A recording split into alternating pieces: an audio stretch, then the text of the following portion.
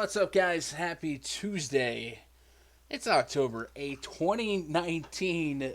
The brisk of fall is upon us. I don't know about you guys, where you guys are at. I'm sure some of you guys in the northwest, northeast, north have already been experiencing sweater weather, as we like to call it. But man, I just let the dog out. 50 degrees of "ooh, how you doing?" blowing right into my face. Loved it. Loved it. I love this time of year. I don't like it when it's too cold, right? The 30 degree stuff, you can have that. But 50s, 60s, bro, I'll take some 70s. Love it. You can spend a little bit more time outdoors. I got my gym is outdoor, kinda. It's not climate controlled. It's rain proof though. But man, good time of year, man. Hey, it was another strong weekend of football. NFL Week 5. Just like we did last year, man, we are crushing NFL this season. And in this video, we're going to look back at who we played, who we liked, who we didn't like, and a bunch of lineups from NFL Week 5 for my DraftKings ventures. So if you guys followed me, if you guys are subs, or you guys are subs and you guys are just looking for some reverse engineering on that slate, that's what this video is for. We'll have some NFL Week 6 content coming up this week, maybe today, tomorrow. I'm kind of torn between doing some more positional pick videos, like dedicated videos, to where either I do, full on discussing the position and exploring different options, or kind of sticking with the highlight three and maybe one tournament. Or what if, this is where I need your guys' feedback, what if I just did a full slate breakdown? The only hesitation I have about doing a full slate breakdown is that I don't want to commit to that being something that I can put up every week for the rest of the season, because NBA's right around the corner, and that's basically all that you guys know me for, right? Look at the views on these videos, a couple hundred, but when NBA comes around, things are a lot different. So I'm curious to see what you guys want, content-wise. So if you guys still like the positional videos, but maybe we'll go a little bit more in depth, just like top to bottom, I think I can do that. Honestly, those are kind of more freestyle videos that I don't mind thinking out loud. So let me know how you guys want to consume the content at this channel, and I will definitely be appreciative of your feedback and reactive of your feedback. Speaking of feedback, last couple weeks been doing a weekly $25 PayPal giveaway. All you've had to do has been a great loyal subscriber of the channel. Drop a comment on the video, and each comment is an entry into a $25 PayPal giveaway drawing. And then we reveal the winner on the weekend review video, which is this video. So, if you guys left comments on videos last week, guess what? I might be about to say your name. But what you need to do is hit that thumbs up right now for good luck. I hope it's you. Alright, so $25 via PayPal. Last week, comment winner was Donald Duck 2476. Said, need that paper, love the content. Well, I love that you love the content, and we got some paper for you. So reach out to me and give me your PayPal address, and we'll send you $25. Simple as that. We'll do it again this week. Another $25.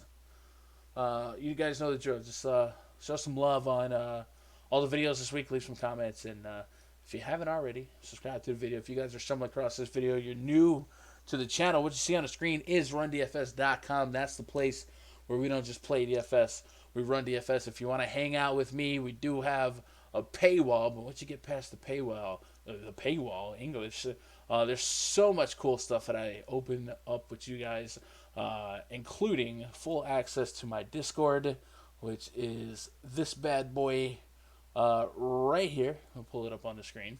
And typically every day, we have a voice chat. Sometimes with or without me. They talk hockey, they talk baseball, showdown slates, college, NASCAR. They're doing it everything. Speaking of hockey, man, shout out to Kyle / All Cash DFS / Sharps. My man crushing it last night. Screenshot gang. Look at this, man. My man is flipping it. So, um, even though these aren't sports that I personally spearhead, so uh, I don't sell it as a perk. You know what I'm saying? Like an official perk. It's stuff that's happening. So if you guys are looking to submerge yourself into a really sharp community of DFS players, a lot of fraternal, brother like stuff going on in here, man. We've been knowing each other for a long time. If you guys are looking for that type of community and grow as a DFS player, come check us out. You get full access to the Discord, the daily voice chats, and the spreadsheets. We're going to be looking at the NFL spreadsheet for week 5. Of course, you'll have access to the week 6 spreadsheet, my notes for week 6, the NBA spreadsheet coming up, and during the 4-game baseball slates, I've even filled out the baseball spreadsheet. So I would love to have you. This is the last week of our half off sale, and basically what we did here, since there isn't daily baseball in terms of full slate coverage. I didn't want to commit to full slate coverage on 1-2 game slate sometimes, and we don't have NBA for a couple weeks, and it's just football. I chopped everything half price: $15 for 7 days, $30 for 2 weeks, $50 for a month.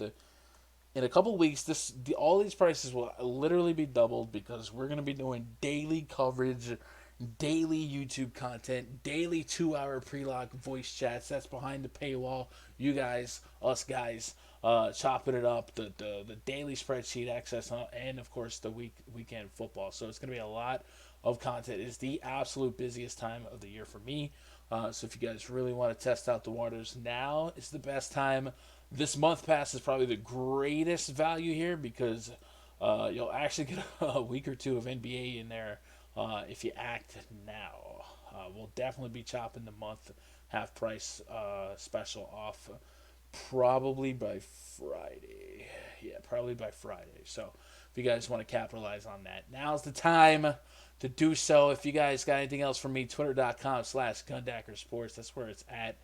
Right now, there's a lot of Yankee tweeting going on, man. I'm losing followers. I get it. I love my squad, man. You gotta respect it. But Yankees last night did their thing, completed the sweep of the Minnesota Twins. Oh, I'm so hyped, guys.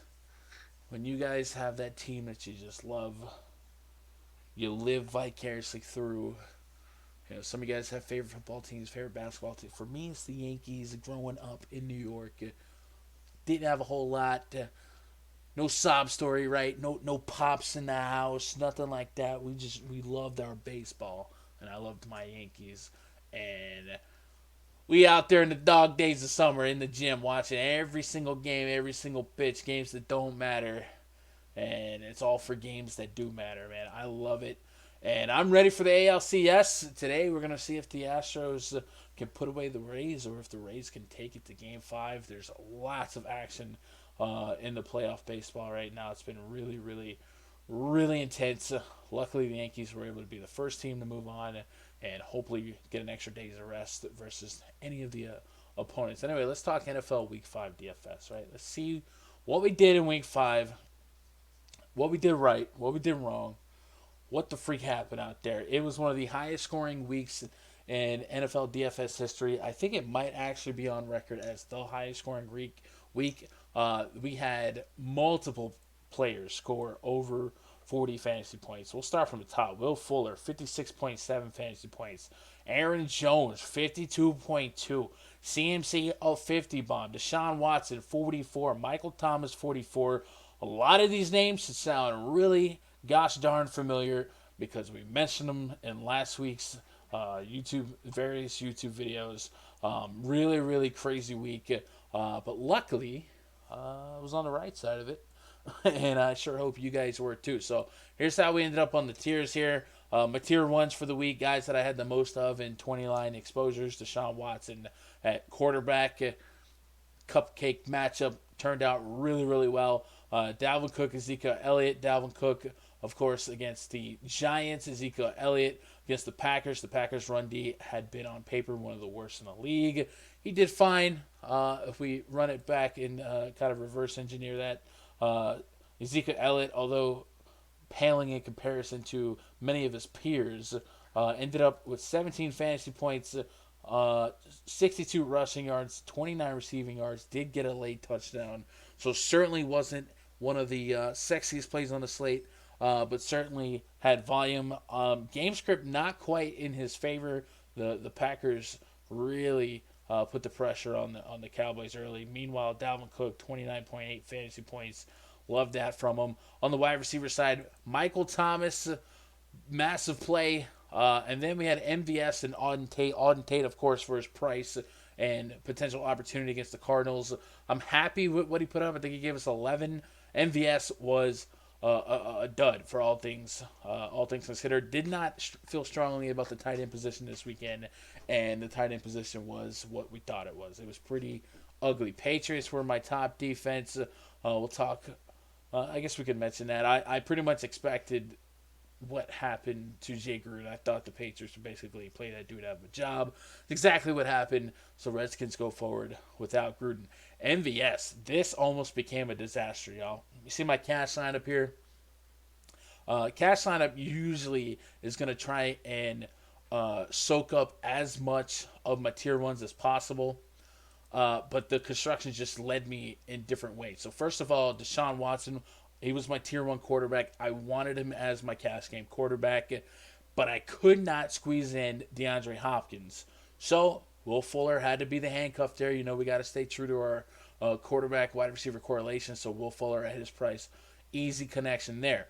Then we got Dalvin Cook, tier one running back. Ezekiel Elliott, tier one running back here. Obviously, we didn't have three tier one running backs, so we squeezed in. You guessed it, Aaron Jones. I had him as a tier two guy. Massive play. 50 fantasy points there. 52. One of the best plays on the slate. Now this is crazy to me. Not crazy to me, but the crazy thing about this lineup was I had to choose between playing Christian McCaffrey or basically playing Deshaun Watson. Like the alternative here was going to be like a Chase Daniel, get really cute at quarterback. So for me to fade CMC and knowing early on that he dropped 50 because that game was the noon game, Aaron Jones was the afternoon game, it felt a little funky. But I tell you what, it turned out, obviously the best way to go about it was to have Aaron Jones and CMC. But I'll tell you what, Aaron Jones here absolutely filled the role. And then Fuller and Michael Thomas were massive plays. Auden Tate, Tyler Eifert. Eifert had a red zone target. And I'll tell you what, let's go to the game notes just to be transparent. By the way, let's stop at the New England-Washington game notes real quick. At the top, I have no interest in the sideshow circus act that is the Redskins. McLaurin is questionable. My guess is that the Redskins get obliterated today. Jay Gruden's fired tomorrow, and then Haskins and McLaurin start fresh versus the Dolphins. Well, Gruden got fired. Sounds like they do not want Dwayne Haskins to start, so I was half right. And then we go over to Cincy, for the tight end observation. We wrote, the real question mark is, can we keep attacking tight ends versus the Cardinals defense? And do the Bengals have reliable options in Tyler Eifert and CJ Uzoma? Eifert has played just 42% of snaps while running routes in 74.7% of those snaps. An encouraging sign for Eifert is that through 4 games, he's seen 4 red zone targets, 28% of market share. I'm more than willing to gamble on him in this matchup, but obviously we knew that he was going to be very touchdown dependent here. He did not get the touchdown. He did get a touchdown target, but for the most part, this was a very shallow, weak position. The highest scoring tight ends weren't even on the slate. Gerald Everett and George Kittle. Ertz at 16. I'll tell you what, 6K for 16 from a tight end. I'm okay with missing out on that. Darren Fells had a pair of touchdowns. That would have been interesting to pair with Deshaun Watson, but I'm not going to pretend like he was even on my radar. I was on Eifert and Austin Hooper. That was pretty much it.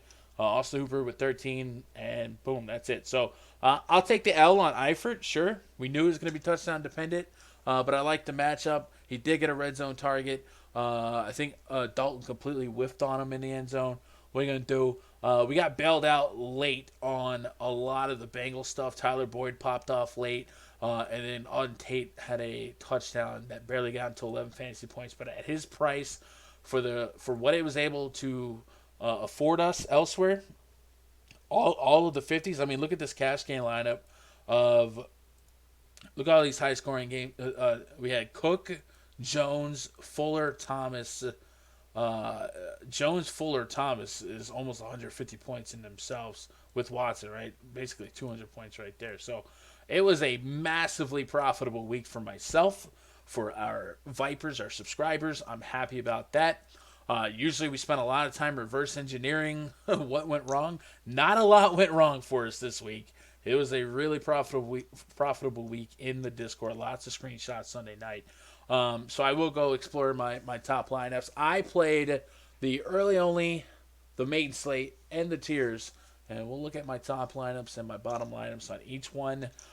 In my favorite GPP groups, by the way, everything that I'm showing right now is stuff that I will have prepared for NFL Week 6 as well. And you guys are more than welcome as subscribers to kind of look at my ideas, maybe incorporate them with your ideas, bounce them off of each other. We do have that Saturday night voice chat, which last week it was really laid back because we knew what we wanted to do. We were talking baseball, had Astros, college football winding down, a lot of brotherly love chat going on. My favorite handcuffs, my favorite GPP groups, the Texans, Watson, Hopkins, Watson, Fuller. Then all three, bam. Falcons, Matt Ryan, Julio, not great. Austin Hooper, not great. Matt Ryan was fine in and of himself. I think he had a rushing touchdown. And then the Bengals, Andy Dalton ended up not being the worst player in the world for his salary. But of course, Tyler Boyd was the only guy we wanted there. And then the Patriots situation. So you guys want to hear a funny story? I'm gonna open up my fantasy lab. So this is last week, so I don't feel like I'm sharing any proprietary information. This is basically the player pool I created, and this is all consistent with what I've listed in my player pool, right? For some transparency purposes. Watson, Dalton, Winston, Brady, Ryan, Daniel were the only quarterbacks I listed, and those are the only quarterbacks I have checked off here, right? So what I like to do, depending on how many lines I'm running, I think I did 50 in the early, 50 in the main. I'll make a lot of lines, but based on those groups and based on these quarterbacks, man, I'll tell you what. When I went to bet around 2 or 3, I kind of had the feeling that Julian Edelman was not going to play. I just felt like they weren't going to need him here. We knew that Rex Burkhead was going to be out. So I was like, you know what? No, Edelman, let me kind of act on that, and I'll have a nice chunk of Philip Dorsett and a nice chunk of James White. And you guys want to talk about how nice of a chunk I had? Few exposures, running back. I capped James White at a decent at 28%. I think I capped him at 30. I got 28%, right? Way more than I should have. And then wide receiver, I had 60% Philip Dorsett, fam. Of course, I had Fuller and Michael Thomas to kind of offset that. This was a quadruple bad beat. First of all, kind of when I woke up like 30 minutes before lock. I breezed through the news. I hit up, Chad. I was like, hey, any big news? And no one really considered Edelman as big news because I didn't tell anyone that I ended up having this much Dorsett. Yikes, right? So basically, lock hit, and I'm stuck with 60% Philip Dorsett, which is whatever, right? He's not dead. You don't draw dead if you have Philip Dorsett just because Julian Edelman is in. Well, to me, that kind of hurt James White. Who I still had a nice chunk of, but he was like 5K. Philip Dorsett pulls up lame with like a hamstring injury in the first quarter, man. So he logs a 0. And the reason I mention that is because I had such a monster week, and I had 60% of Philip Dorsett. I mean, look at my highest owned receivers. On Tate, we already mentioned, he was in the 3Ks, 11, whatever. Then past that, my highest owned guys, Will Fuller, Michael Thomas, Tyler Boyd, Chris Godwin. All these guys were monsters. What are you going to do? So, yeah, it sucks that Dorsett got injured. But, hey, it worked out for me.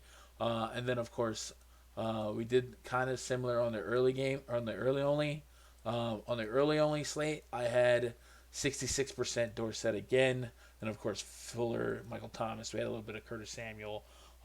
because it was all kind of correlated to our quarterbacks here. So that's that's kind of a funny story. Um, Look, just perusing through for the most part. In the videos last week, I feel like I didn't move off a lot of guys or many guys or any guys in the videos, any of the videos we did last week. Um, I mentioned Allen Robinson and Chase Daniels as a very cheap quarterback to wide receiver handcuff. Um, that was about all I was interested in that game. Allen Robinson was a fantastic play, a fantastic play. I had him as a tier 3, so I didn't have as much of him, but he worked out for me. Big bust on Mike Evans. He had a goose egg, man. He went dabby donuts, right? Shout out to Nade. Big fat zero. Not great for him, but I was able to survive that because I had more Godwin and the cheaper guys. So, any other names here that kind of stick out as uh-ohs? Eagles defense was massive. I couldn't fit them in my cash line. I had the Panthers defense. They were fine. But obviously the Eagles dropped a 30 bomb. And then in tier 3s, Brady, Ryan, White, Alvin Kamara. I didn't even love Alvin Kamara. I think I had very little of him. Um, Looking at, let's go to lineups entries. Kamara, that's the early. I didn't have any other early, right? I don't even know if that game was on early. And then on the main slate for running backs, on Kamara, man, didn't really even have him. And this is all the medium entry. So yeah, he was a tier 3, and I just kind of thought it was a Michael Thomas spot. And if we look in the game notes, that really reflected that. If I control F, Alvin Kamara. Let's see. The Bucks quickly picked up where they left off on defense last year after fooling people for 2 weeks. Haha. They've allowed the second most receiving yards in the NFL behind just the Dolphins. Michael Thomas has yet to produce less than 16 fantasy points on the season, and he missed a 100-yard bonus by 5 and 11 yards in 2 of his last 3 games. Much will be made of Bridgewater's low A dot, but for a PPR standpoint, I don't mind trading some air yards for an extra few points, and it was fine. It worked out. And matter of fact, I think Teddy Bridgewater won the Millie Maker. And the main thing you liked about this Bucks spot is because it turned into a funnel defense, right? And I wrote it. Alvin Kamara will be the key. Bucks have been terrible versus receivers, but statistically elite versus running backs. Bucks allow the 3rd fewest rushing yards, the 9th fewest receiving yards to running backs.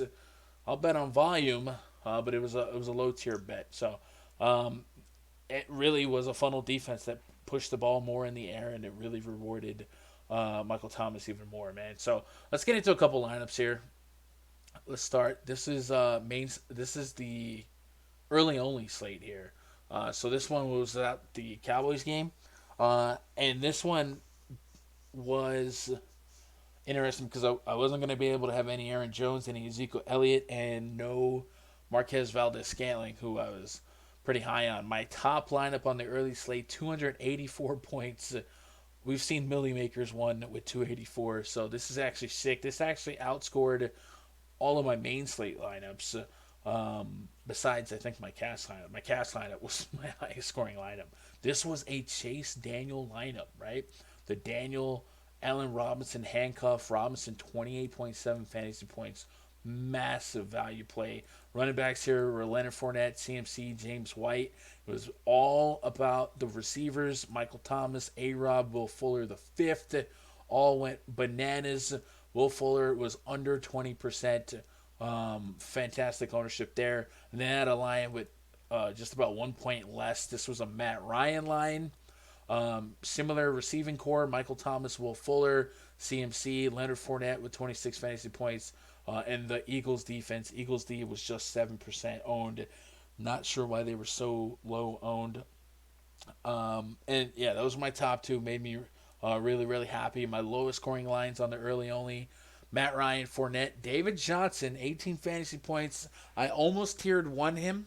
But I ended up having more Aaron Jones, I guess. He was fine, though. David Johnson, 18 fantasy points, 91 rushing yards, 65 receiving yards. He was dealing with a back injury, which is something we need to watch going forward into this week because they ended up leaning on Chase Edmonds a little bit more, and I think the Cardinals are supposed to go back to practice on Wednesday. If David Johnson's still dealing with that back injury and he doesn't play this week, Chase Edmonds is really cheap and becomes almost a must play.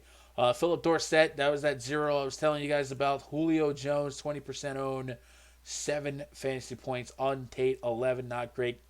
Greg Olson, another fat donut. Joe Mixon, running back against the Cardinals, threw him in there. And then, of course, the Bears D against Oakland, not great. So this was what my lower scoring lineups look like on the early. They were all kind of similar to that. But more lineups cashed than didn't cash, and it was a profitable early slate. We'll close that out. Let's go up to my main slate here. Top lineup on the main slate was just 275, so it actually, or my top tournament lineup, like I said, the cash lineup crushed it. It was Deshaun Watson, Fournette, David Johnson, Fuller, Tate, Thomas, Graham, Jones, and the Patriots D. And pretty much any lineup that had, of mine, because of my pool, that had Jones, Thomas, Fuller, which a lot of them did, those were all almost auto cashes. So that's just kind of what the top lineups were looking like for me. Had an Andy Dalton lineup there. Again, CMC, Dalton handcuffed to Boyd. We got Fuller in there. We got A-Rob in there. We got Aaron Jones in there, man. At this point, I'm just boasting, right? Lowest scoring lineup on my main slate was a Watson lineup, handcuffed to his receiver, DeAndre Hopkins. We got a Javon Wims sighting for the Bears. Goose egg, Philip Dorsett, injury, goose egg, James White, 13 fantasy points, Zeke, 17, Panthers D. Yikes, right? So you got a 1.6 from 3 positions combined, just not going to get you near enough on a slate like this. That's how sometimes 150, 180 will compete for a cashing position too. Not this week. Not this week. Other low scoring lineups here, we had a Trey Burton lineup. Just as a fill-in tight end. It was a Dalton Boyd handcuff again. Hopkins, Dorsett. It just wasn't enough points to compete. So top lineups crushed it. Low lineups didn't. Cash more lineups than we didn't. And we profited on the main slate, just like the early. And then we'll talk about the tiers, man. I always gas up the tiers. My top tiers lineups were... I had 2 almost in the top 100. Missed first place by 30. If you guys haven't been playing tiers, I encourage you guys to take a peek at them every week. Some weeks are harder than others, but I thought we had a decent handle on this week. I didn't make my tiers on Fantasy Labs. I would show you. I had it on Fantasy Cruncher, so I don't even know if I can go back and get the ownerships I had there. Yeah, I got them live. I can't. So my top line, it was 283 on tiers. Basically, when we compare that to first place, I think the main difference is going to end up being Julio Jones. And then I think one of these spots had Adam Thielen. So however you get to 30 points. Oh, Amari Cooper, yeah, over Julio Jones, massive, right? So it is what it is. I'm very happy with my tiers. Absolutely crushed it. Don't really need to go into lowest tiers lines because it's not like it was super correlation. MVS, though. A big L on MVS. He was a tier 1 for me this week. Luckily, I ended up scripting Fuller a little bit more just because of pricing and correlation with a quarterback I had more of, right? And in retrospect, tier 1ing a wide receiver that I didn't have exposure to his quarterback didn't make a whole lot of sense. I just thought he could get peppered with targets, but luckily I had his running back, right? MVS, man, put up a stinker all the way around the board. Alshon Jeffrey, I liked his matchup against the Jets secondary. Philadelphia took the lead, kept the lead, and didn't have to really pass it to Jeffrey to make anything happen. The Bucks kind of let us down, but that was mainly just Mike Evans, Jameis Winston, 17 fantasy points. That wasn't going to do much for you on this slate. And then 20% on Mike Evans. Again, that big zero was resounding. I have some Mike Evans shares in season long too, and he cost me some games. So not a fun week to be invested in Mike Evans, but I'm definitely going to be looking to bounce back on him going forward, depending on the matchups. We've seen him go nuts. You guys saw what he did against the New York Giants, so don't give up on him just yet. But the emergence of Chris Godwin was expected, highly touted this offseason, and it has absolutely been evident through the first 5 weeks, man. So that's kind of a taste of my first or my week 5. Like I said in the previous videos, I've been a little bit more. I've had a little bit more to talk about, just because there has been a couple of mistakes that just didn't work out. But in this case, Dorsett got me because he got injured and Edelman was in. Whoop-de-doo. MVS was a letdown. I'm not even freaking out on tape, bro. He was a chalky 3K player or whatever. He got you 11.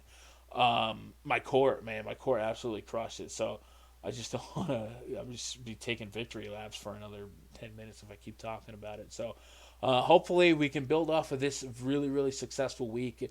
I've only had one bad week, and that was week 1 where I played Cam Newton as my cash game quarterback. Ever since then, it's been smooth sailing from a cashing standpoint, a profit standpoint. So I'm hoping to keep the streak alive. Last season we had 3 losing weekends, so we're at 1 on this season. So man, we are absolutely picking up where we left off. Hoping NFL Week 6 is just as nice and gentle on us. And if you guys want to be part of the ride, please come do so. Go to rundfs.com, make yourself an account, go get a VIP pass. It's never going to be any cheaper than they are this week. It's literally the cheapest they've been ever. So good discount there, man. We'd love to have you make some friends in the Discord. And this is a very laid back week to get to know some people. And if you had some strategy questions or contest selection questions, myself or some of the veteran Vipers would be glad to discuss it with you, man. We got week 6 to start chopping up. I'm curious to see where you guys are at to begin this week. I also have one more month pass to give away.